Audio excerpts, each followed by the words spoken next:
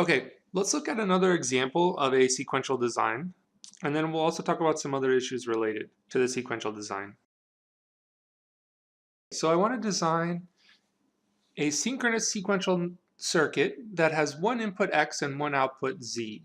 And the output Z is 1 if and only if a 1, 0, 1 has just been read on the input.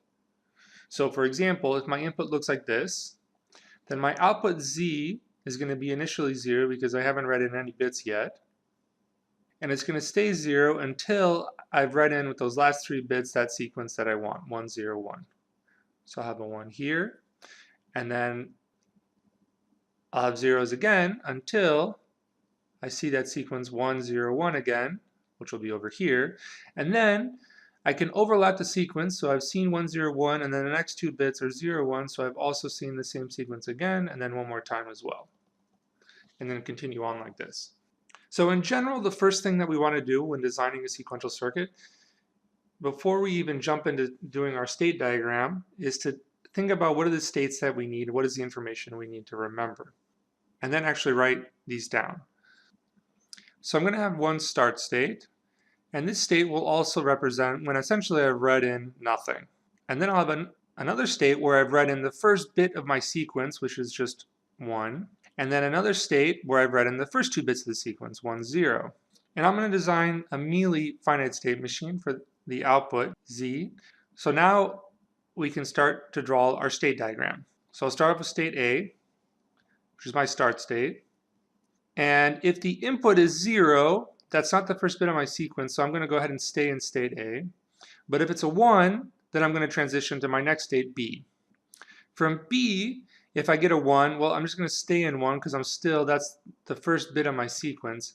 But if I get a 0, then that's the second bit of my sequence, so I'm going to move to state C because state C represents when I've read in 1, 0. Okay, now from C, if I get a 1, I can go ahead and go back to B because that's when I've read in 1, 1. And if it's a 0, I need to start all over again. So I'm going to go back to A.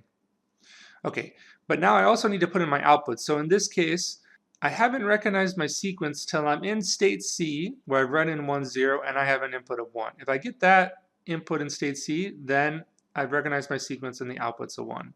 All the other cases, the output's going to be 0 because I haven't read in my sequence yet that I'm looking for.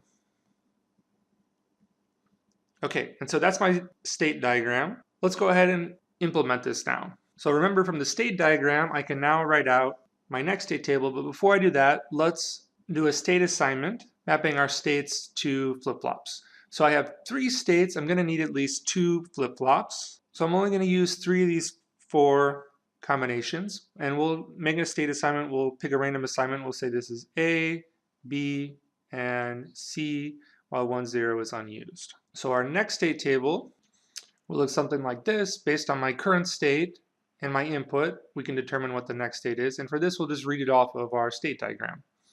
So in state A, if the input's 0, I stay in state A. And if it's 1, then I go to state B, which with our state assignment was 0, 1. In both cases, the output's a 0. For 0, 1, this is state B. If the input's 1, I stay in B. But if it's a 0, I go on to state C, which in our state assignment was 1, 1. Again, the output's still 0. Now 1, 0 was unused for our state assignment, so these are don't cares. And for 1, 1, state C, if it's a 0, I go back to A.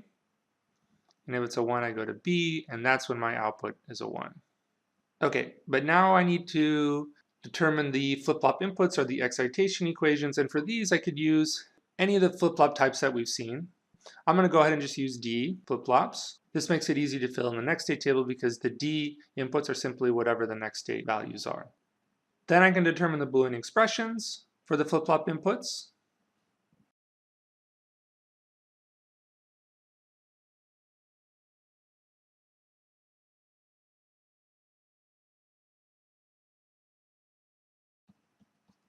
And so I'll get something like this for my flip-flop inputs and the output. So then I can draw my circuit.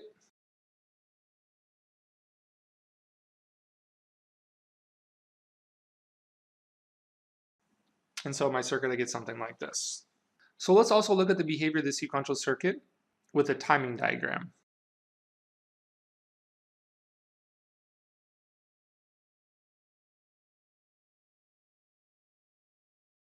So on every clock edge, I'm going to read the input and change the state.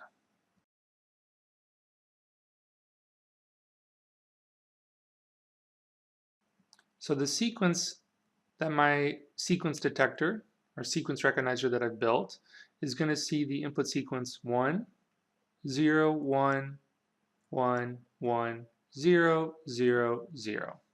Now the states, I can read this off from my state diagram. So I'm going to start off with state A initially in that first clock period. When I get a 1, I'm going to transition to state B, and I'll be in state B in that second clock period. From B, then I have a 0, so I'm going to transition to state C. From C, I get a 1, so I go back to B, and then I get another 1, so I stay in B for the next 2 clock cycles because the next 2 inputs are 1. And then I get another 0, so I go to C, and then I get another 0, so I go back to A, and then another 0, so I stay in A. Okay, so now for filling out Z, the output is, if you look at our state diagram, is always 0, except when I'm in state C and the input's a 1. So I'm going to start off at 0 in states A and B, but when I'm in state C now, when the input's a 1, the output will be 1. So my output will look something like this. Now on this clock pulse, this next clock edge, when I go to transition into state B, now my output then is going to go back low, and it's going to stay low actually until I get to state C again, which happens in this clock period, and the input goes high for this small little period right here momentarily, so the output will also go high, and then we'll go low again by the next clock pulse, and when I transition to state A, it will stay low.